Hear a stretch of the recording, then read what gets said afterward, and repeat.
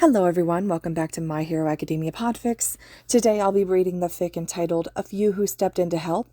This is the second part of the Midoriya Against the Teachers series, so I hope you guys enjoy this one as well. Chapter 1, After the Fall. 1. Aizawa. Aizawa Shota is many things. A teacher, a hero, a man of his word, someone who commits fully and does not believe in doing things by halves. Plus ultra, right? Yes, but he is also human, and like any human, he is prone to making mistakes. Usually it's nothing serious. Coffee spilled on his shirt or shoes tied too tightly. Keys lost, phone left uncharged, a paper torn at the edge when he turns the page too fast, that sort of thing. Sometimes he'll call a student by the wrong name, which is embarrassing but common enough when he's got so many of them. Mistakes are normal. Mistakes are human. Or so he thought until today.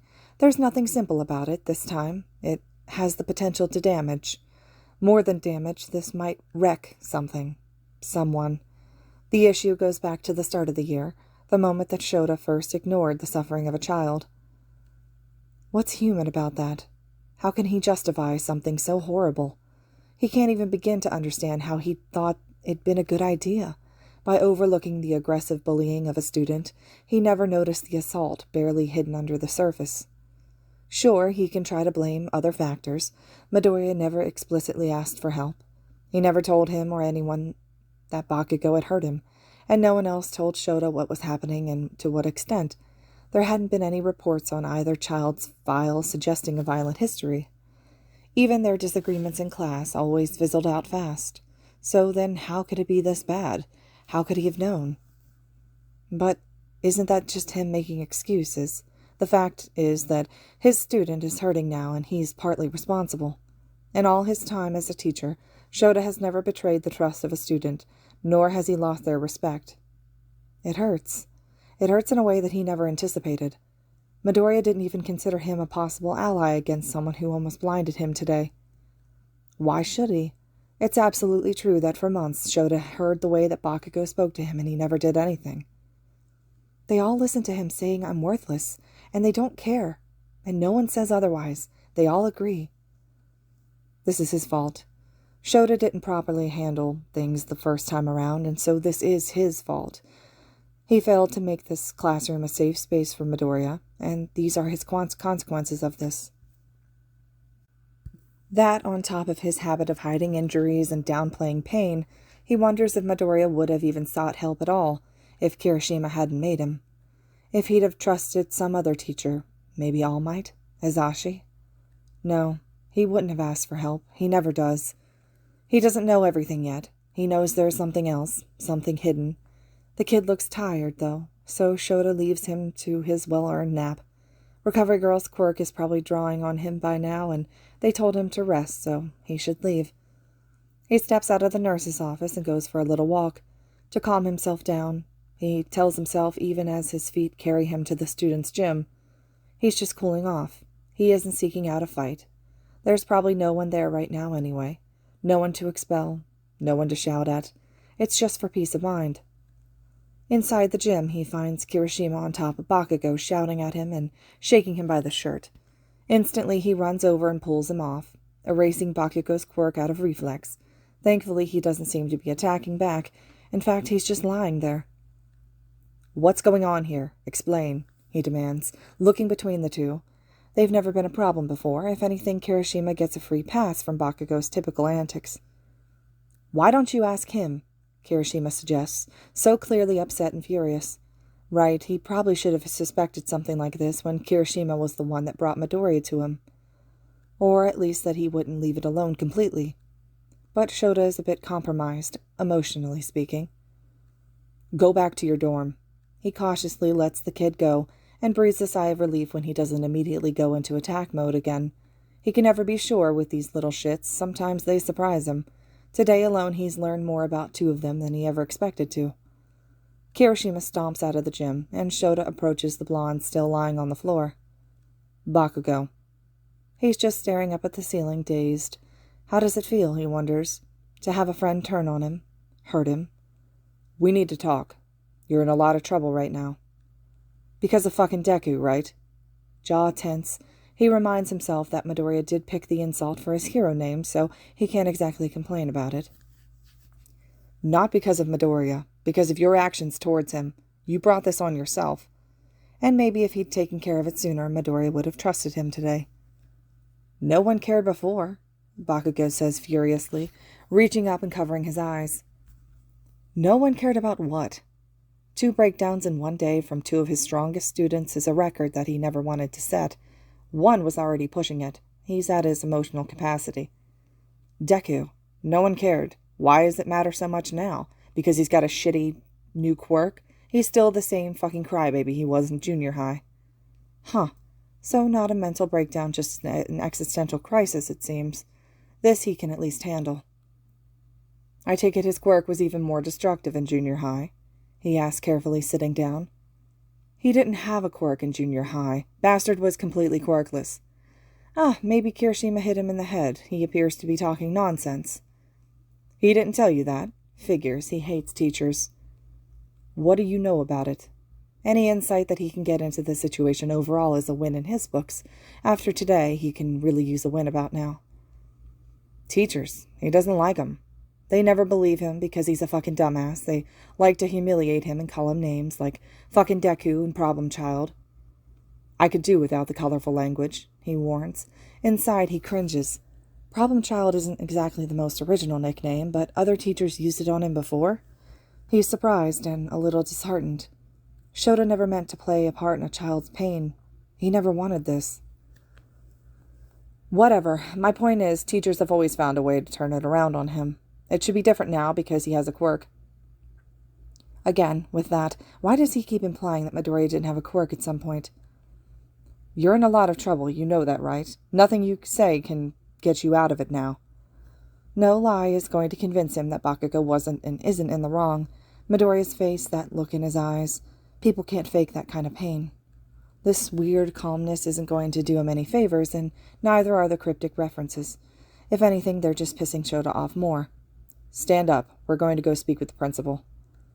Why? It never mattered before. Why is everyone suddenly jumping to help the stupid nerd? Okay, maybe he should take a minute to cool off before he calls a kid something he's going to regret.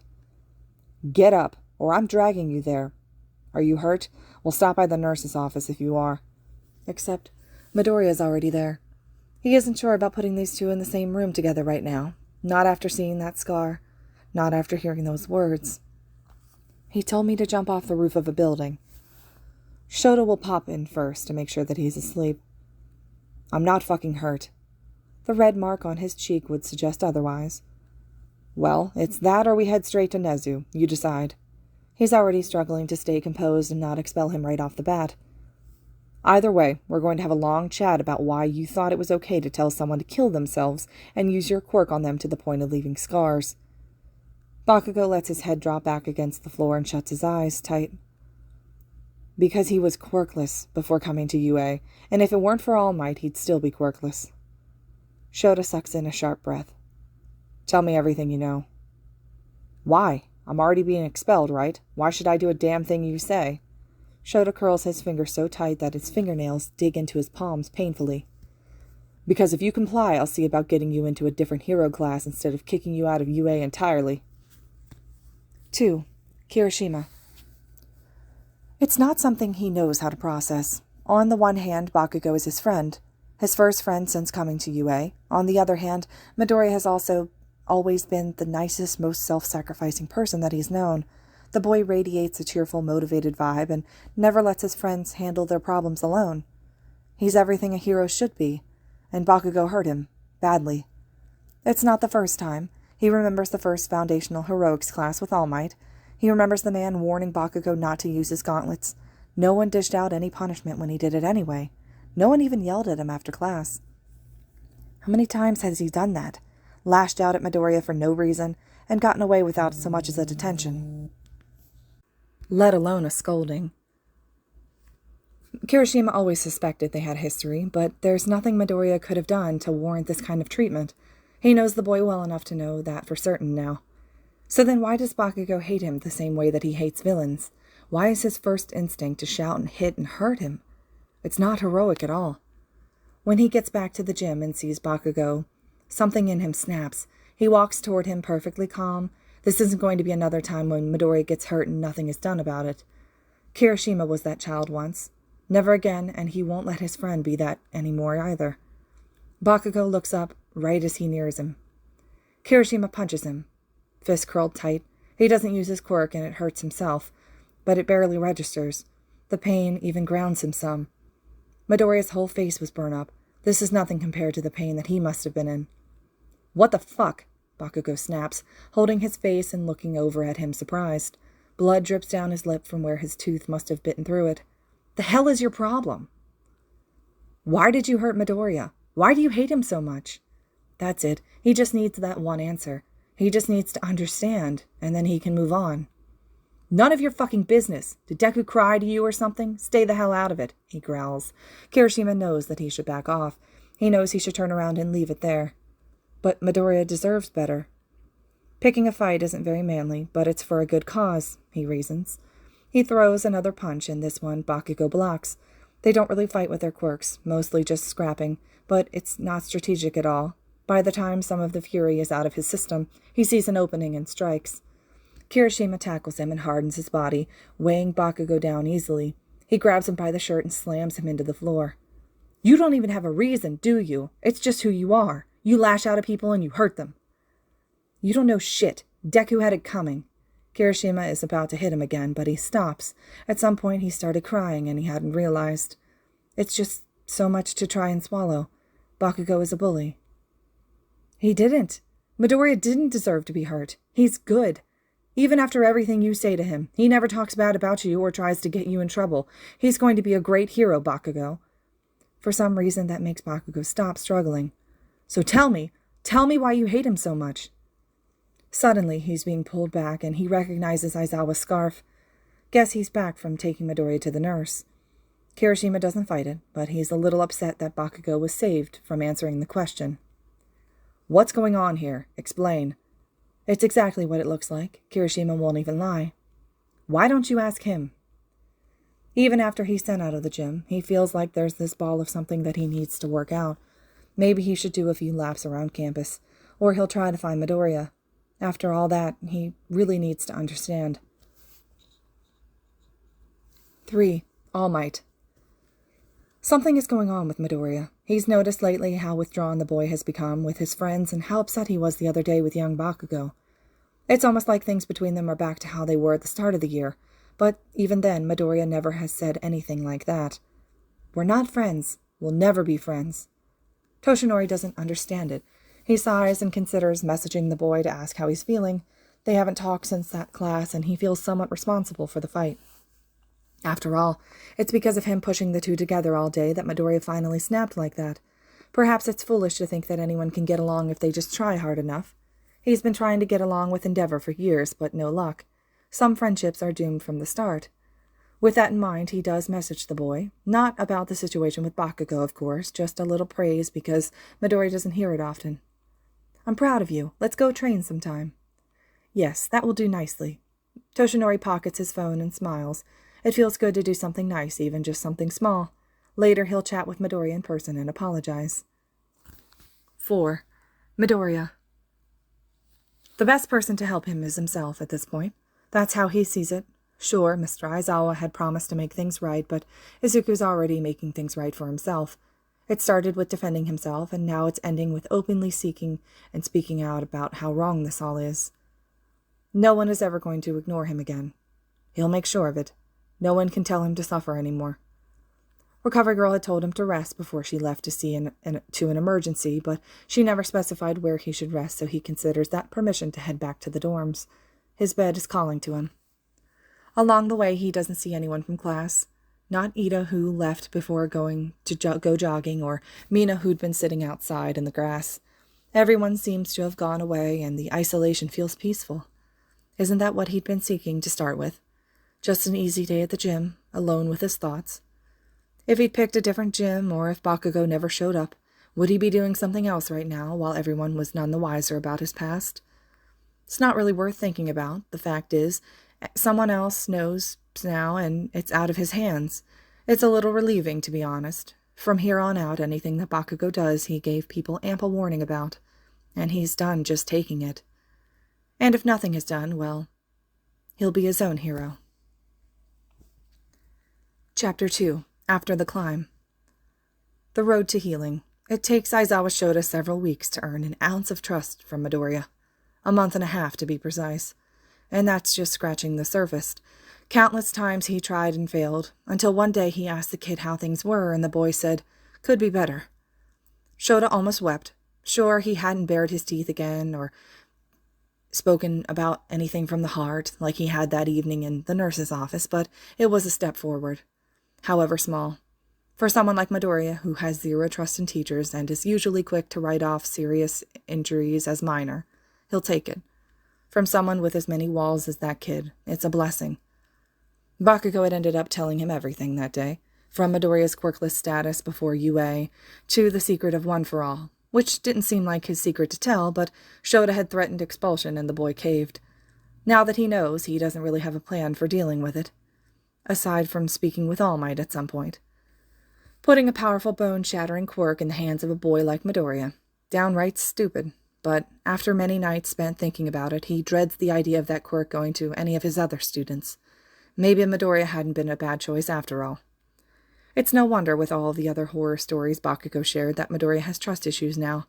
Who wouldn't? And who wouldn't shy away from help from someone who fucked up as colossally as he did?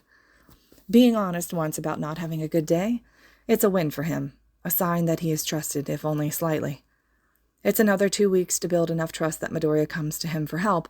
Of course, he'd been needed by his friends a bit, Ida, truly a lifesaver, but he came on his own in the end. A girl from 1C had her quirk used on him. Nothing major, just a practical joke for her and her friends. Let's all prank a Hero Course student, wouldn't that be funny?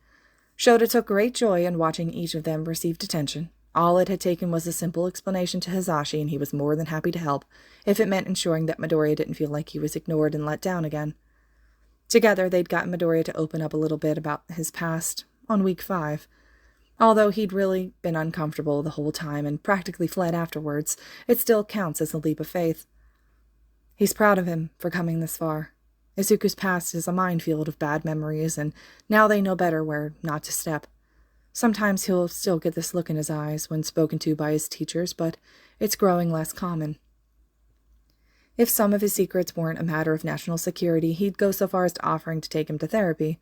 Unfortunately, they'd need to absolutely trust the integrity of the therapist and make sure no information about All Might's quirk or Midoriya's past were to leak out.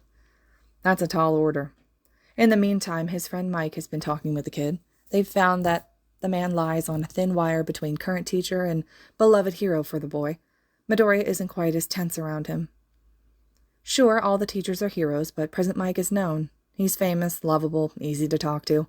Shota is unbelievably grateful for that. Together, the teachers of UA are showing these kids what a hero really is, and it's not in the sense of quirks and power and legality. No, they're showing the students that helping someone starts much closer than they ever thought. A friend, a classmate, a student. The teachers of UA are heroes not because of a license with their name on it. They're heroes because they're the first teachers to look at their students and remind them of what matters. This concludes the second and final part of Midoriya Against the Teachers. Really like this series. I hope you guys enjoyed it as well. And as always, thank you all so much for listening.